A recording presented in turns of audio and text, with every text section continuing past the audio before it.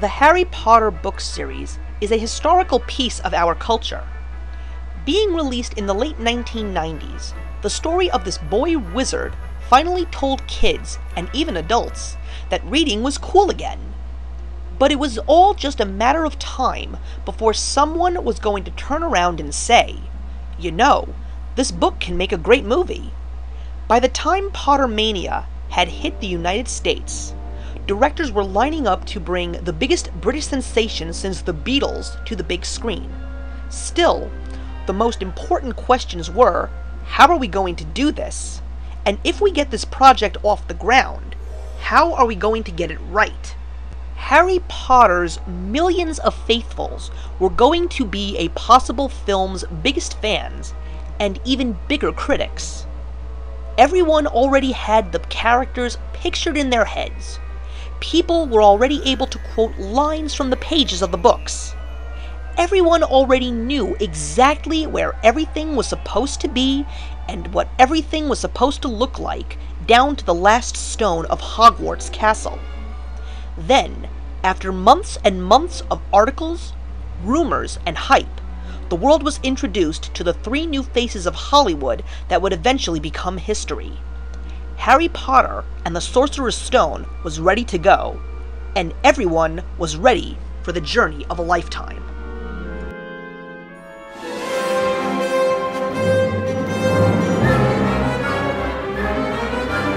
Before Harry Potter, you had never heard of Daniel Radcliffe, Rupert Grint, or Emma Watson. Yet when you saw their very first photo together, you knew they were going to be stars. Only Daniel, who would go on to be Harry Potter, had little to no acting experience out of the three, so that made the fan base a little shaky. Just because you got the look doesn't always mean you got the stuff. Not just them, but other newcomers who would also have big shoes to fill. The roles of Neville Longbottom, the Weasley twins, and even Draco Malfoy. Yet these kids were not venturing into this magical world alone. This story called for Britain's elite actors, not only to play the parts of the adults in this film, but to actually play the roles they were acting out in real life. They were the teachers and the mentors. In the first two installments, the name Maggie Smith, Richard Harris, and Alan Rickman were glossed all over posters besides the names of these new young actors. To be someone so young, never even knowing details of how movies are made, being able to be taught and observe how it's done by actors, some of whom have been doing this for decades, was a quintessential tool for the first two films' successes. As you watch the first two films, you can definitely see their acting getting a little better every time, but you can also see the true emotions on the young faces when they are in the presence of these prestigious figures of film. It's what allows these film versions of Harry Potter and his friends to be so relatable, and more importantly, believable. When you look at the emotions these characters portray on screen, it's exactly what you would see, or should see, in the faces of 11-year-old children.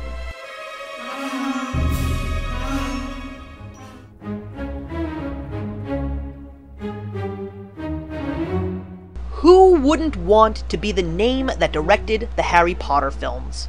Still, every director is different, and if Harry Potter's world was put into the hands of a Tim Burton or a Robert Rodriguez, you would probably not have gotten the right feel for it.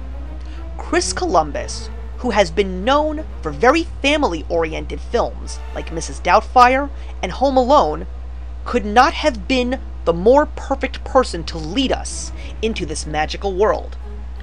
The two best qualities of Columbus are that he brings that magical feel to his films, even when the movie is about real issues. He manages to also bring a sense of warmth and togetherness in the worlds that he creates. The first two books, besides introducing the characters, also have Harry creating new bonds of friendship. He is also being introduced to a world he didn't even know existed. Here is a boy that is being whisked off into a world of magic. With every new thing he finds, he feels warmer and feels he belongs. Chris Columbus captured that exact feeling in the body language and the eye contact and the chemistry of the characters. He just made it work. When the Chamber of Secrets immediately began filming as soon as the Sorcerer's Stone was hitting theaters, Chris wanted to make sure that not only the characters didn't age, he wanted to keep those bonds of friendship fresh, even when throwing new characters into the second chapter, like Lucius Malfoy, Gilderoy Lockhart, and Dobby the House Elf. Chris Columbus had a game plan worked out, and he made sure that he did not skip a step.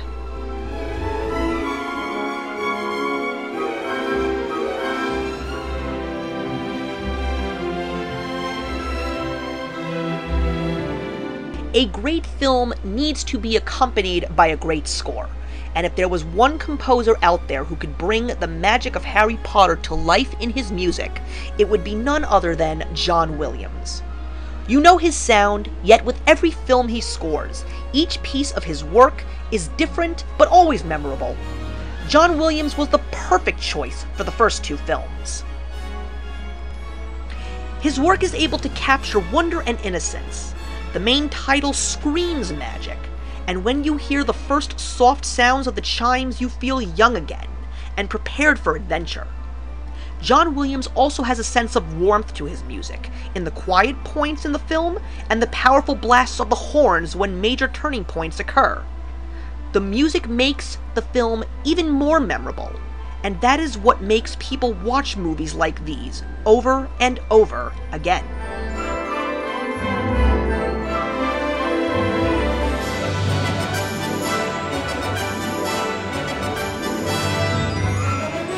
If anything positive can be said about the first two films, it was the faithfulness they had to their books. These films were made with the fan in mind. Now, of course, a Harry Potter purist is going to pick them apart no matter how great or horrible a film. Still, to directly translate from book to film isn't always going to work, so you are going to have to make a few changes. Sometimes changes are made to the point where people are going to notice and possibly not like it, but at the same time, allow them to understand as to why it had to be done. Still, Chris Columbus wanted to stay as faithful to the book as possible by giving us all the important stuff we fans wanted. Hearing kids in a theater getting so happy when they saw the sign for Privet Drive, or seeing the red steam engine of the Hogwarts Express, if anything, they got the pivotal pieces of the story translated well. The kids were great. Of course, when you see their performances in the later films, you have to look at the first two and probably laugh. Still, for first-time actors on a movie that was so make or break, it was amazing to see how well they played their characters. We thought we already knew them backwards and forwards in our heads. To see them come to life is nothing less than, dare I say it, magical. These days, when you pick up the books and read them, you picture those actors in the roles of these characters. Another major positive was keeping the film British. The only Americans in these two films were thankfully behind the cameras. In order to make these movies right, you had to stick with English actors. There were rumors at a point in which Frankie Muniz was being offered to play the role of Harry Potter. What a disaster that would have been. The fact that these scripts were written by people who loved the books, and the fact that many of the actors chosen enjoyed them as well, only ignited their will to do their jobs proficiently. When you have a passion for something, and you finally have the chance to work on it, the results it will bring will probably exceed expectations. While it is not saying that the films were ruined, it was the fact that they tried a little too hard to make these films replicate the books. The movies are very choppy, and they cut scenes way too much. Probably the biggest fault is the faithfulness to the books. The movies are way too long. To be a kid seeing a movie of this kind of length in theaters would be absolute torture. I know the goal is to give the fans what they want, but you have to make sure that your audience is not lost completely. The special effects. If they would have waited to film these two movies, especially the first one, just a little longer, the effects would have been smoother and more realistic. You can tell in many scenes that the special effects are still not perfect in The Sorcerer's Stone. Keep in mind, with film as a whole in 2001, the special effects had just reached a landmark level a few years back thanks to Star Wars Episode I: The Phantom Menace. To capitalize on an art that was yet to be perfected, stretching it to see how far you can go is admirable. Still, you have glitches, and you'll need to work on them. When you get to the Chamber of Secrets, you see the improvements, and you see the efforts that were made where errors were to make them better. The use of digital characters and creatures had improved a great deal, and the Chamber of Secrets shows it.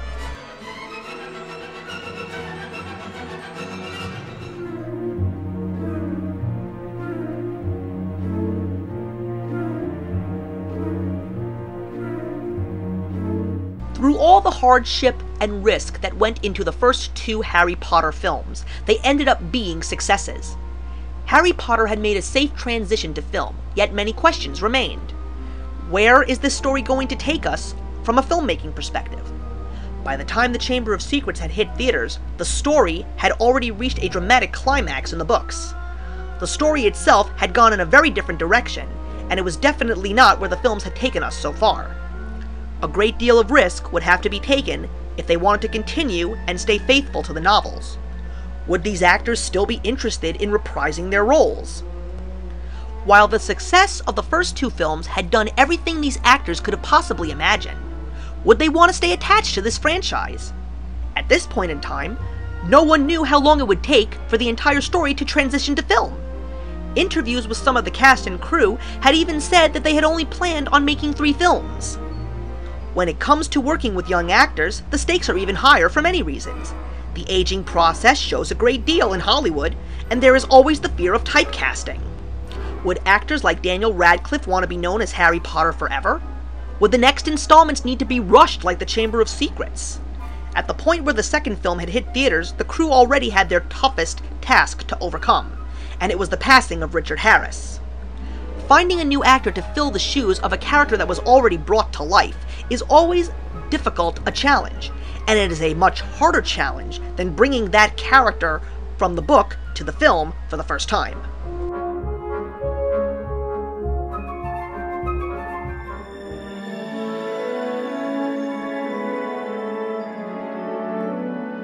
When all was said and done, The Sorcerer's Stone and Chamber of Secrets ended up being 2 of the highest grossing films respectively in 2001 and 2002.